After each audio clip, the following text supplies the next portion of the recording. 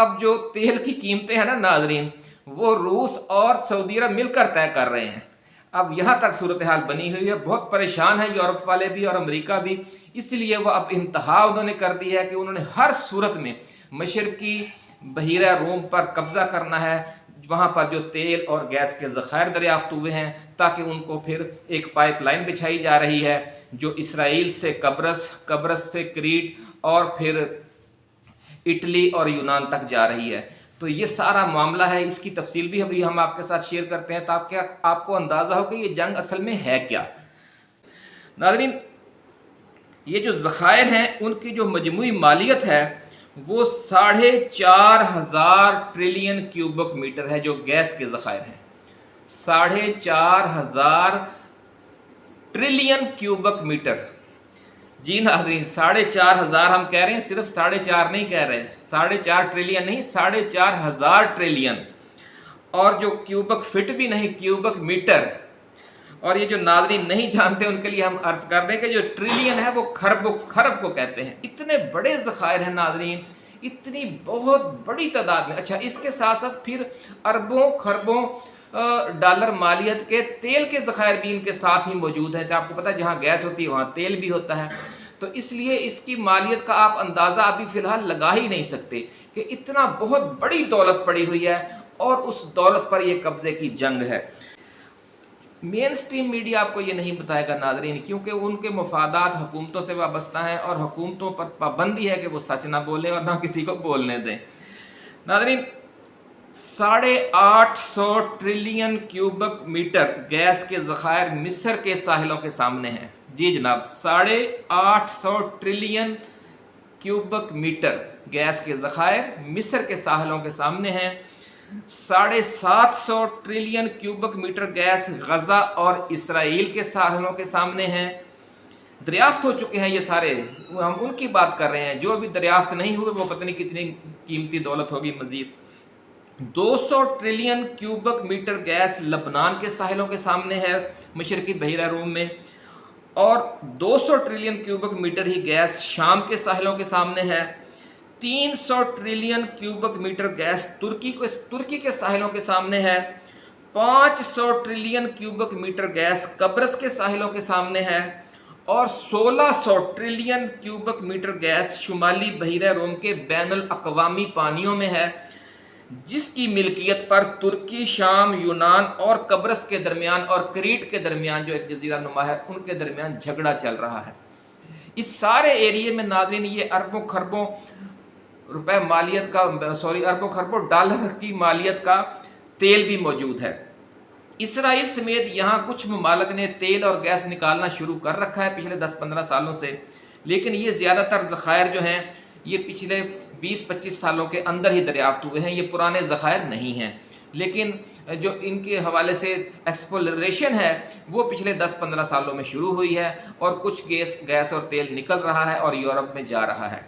ناظرین، یہ جو 750 ٹریلین کیوبک میٹر گیس کے ذخائر اسرائیل اور غزہ کے ساحلوں کے سامنے ہیں، ان کا بڑا حصہ یا تو غزہ کے سامنے ہے یا پھر جنوبی لبنان کے ساحل کے قریب جو اسرائیل کا علاقہ ہے، شمالی اسرائیل جسے آپ کہہ سکتے ہیں، وہاں پر موجود ہے۔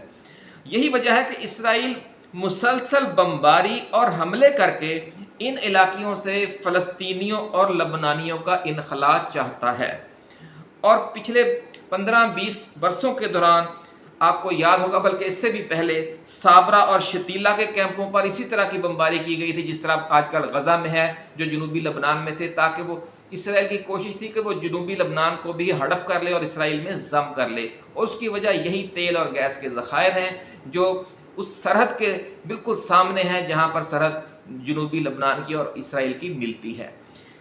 وہاں تک تو وہ آپ کو پتہ ہے کہ پھر حزب اللہ نے ہمت کی اور ایران نے اس کا ساتھ دیا اور بہت قربانیاں دی انہوں نے۔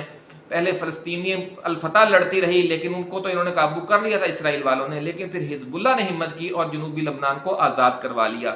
وہاں سے مایوس ہو کر اب آخری سہارا ان کا یہی تھا کہ اب وہ غزہ کے سامنے جو ذخائر ہیں ان پر قبضہ کریں اور ان کی ایکسپلوریشن شروع کریں، جو حماس انہیں کرنے نہیں دے رہی تھی۔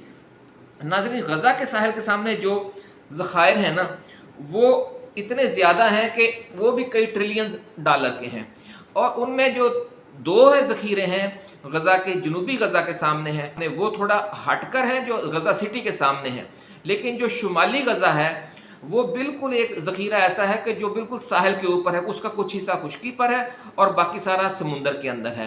तो इसलिए उस इलाके में एक्सप्लोरेशन करने के लिए अब ये इतने बड़े पैमाने पर इसराइल वो गज़ा सिटी को भी खाली करवाना चाहते हैं, और जो पूरा गज़ा की पट्टी का शुमाली हिस्सा है उसको भी खाली करवाना चाहते हैं। उन सब जो 10-15 लाख जो गज़ा के अब फ़लस्तीनी अवाम हैं उनको भेड़ बकरियों की तरह हाँक कर या तो जनूबी गज़ा में नए पनाह गज़ीन कैंप बनाकर वहाँ रखना चाहते हैं, या फिर जो अमरीकी बहरी तैयारा बरदार बहरी बेड़े आए हुए हैं उनके ज़रिए उन्हें दूसरे मुल्कों में मुंतकिल करेंगे, या फिर एक मंसूबा ये है कि जो सहराए सीना जो जनूबी गज़ा के साथ लगता है मिस्र का, वहाँ पर नई खैमा बस्तियाँ और ये बस्तियाँ तमीर की जाएँ और इन सब को वहाँ मुंतकिल कर दिया जाए। ये इलाका चूँकि खाली हो जाएगा तो फिर ये तेल और गैस के जो तमाम ज़खायर हैं उनकी एक्सप्लोरेशन का ये हेडक्वार्टर बनेगा। ये सारा मामला है नाज़रीन। ये जो वहशियाना बमबारी कर रहे हैं, बाद में ये बेशक बहाने बनाए, ये जानबूझकर लोगों को निशाना बना रहे हैं। इतने बड़े पैमाने पर ये कत्ल वार इसलिए कर रहे हैं ताकि खौफ व हरास फैले और लोग निकल जाएं। और इसीलिए आप देखें कि सिर्फ 2-3 दिनों के अंदर 10 लाख यानी 11 लाख गज़ा सिटी की आबादी है, और इतनी तेज़ी से इनखला हुआ है कि इंसानी तारीख में इतना तेज़ रफ्तार इनखला नहीं हुआ। 10 लाख लोग गज़ा सिटी छोड़कर बाहर निकल गए हैं और सिर्फ 1 लाख बचे हुए थे। और आपने देखा कि ये जो गज़ा के अस्पताल पर, फिर उन्होंने अस्पताल को भी नहीं छोड़ा ताकि ये बिल्कुल सुनसान हो जाए, वहाँ कोई शख्स ना रहे। बल्कि ज़राए का ये कहना है कि गज़ा को सिविल आबादी से मुकम्मल तौर पर खाली करवाकर और अस्पतालों तक को खाली करवाकर मंसूबा ये है कि इसराइली फ़ौज को अंदर दाखिल ना होना पड़े। तो फिर ये जो non nuclear mini atom bomb America ने सप्लाई की हैं, जिनमें से एक गिराया गया है, फिर इन बमों की बारिश करके इसको बिल्कुल तहस नहस कर दिया जाए ताकि वहाँ पर जो 30,000 हमास के जो जंगजू हैं उन्हें बाहर निकलने का मौका ही ना मिले। ये नाज़रीन इतना खौफनाक खेल खेलने की तैयारी हो रही है। इसीलिए आलम इस्लाम ने एक प्लेटफॉर्म पर इकट्ठे होने का फ़ैसला किया है, क्योंकि वो समझ गए हैं कि इनके अज़ाइम कितने खौफनाक हैं।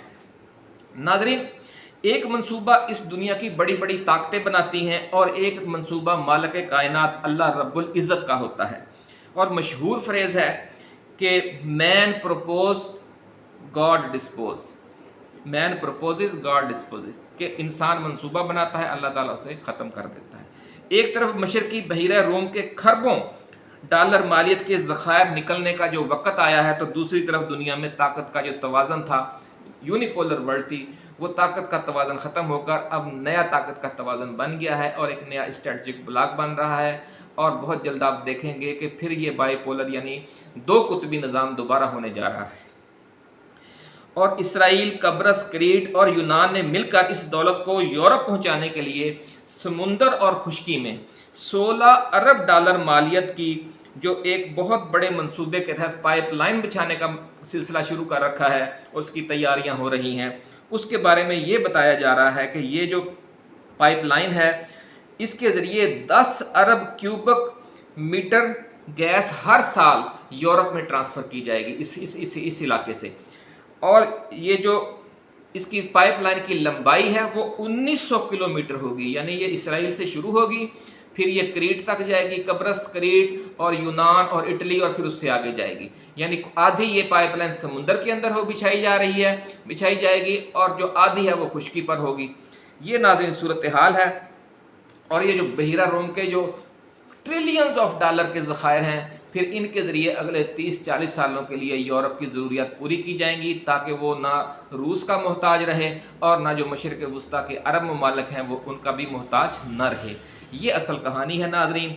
लेकिन इस वक्त सूरत हाल ये है कि जो इसराइल है वो नेटो की ताकत की वजह से, और कब्रस और क्रीट जो हैं वो भी नेटो की ताकत की वजह से वो एक्सप्लोरेशन भी कर रहे हैं और पाइपलाइन भी बिछा रहे हैं। लेकिन जब तुर्की वाले और शाम वाले वहाँ पर जाके अपने इलाके में करना चाहते हैं तो उन्हें ज़बरदस्ती वहाँ से रोक दिया जाता है। इस सारे खेल में नाज़रीन, ये जो मशरकी बहीरा रोम का जो ये ट्रिलियंस ऑफ डॉलर का माल गनीमत पड़ा हुआ है, उस पर कब्ज़े के लिए जो सारा खेल है वो उस वक्त तक मुकम्मल नहीं होता जब ये 4-5 ऐसे अहम पॉइंट्स हैं उन पर किसी एक ताकत का गलबा नहीं हो जाता। वो वीडियो के आखिर में अब हम आपको वो बताएंगे, तो फिर आपको ये सारा खेल समझ आ जाएगा कि वो कौन से इलाके हैं।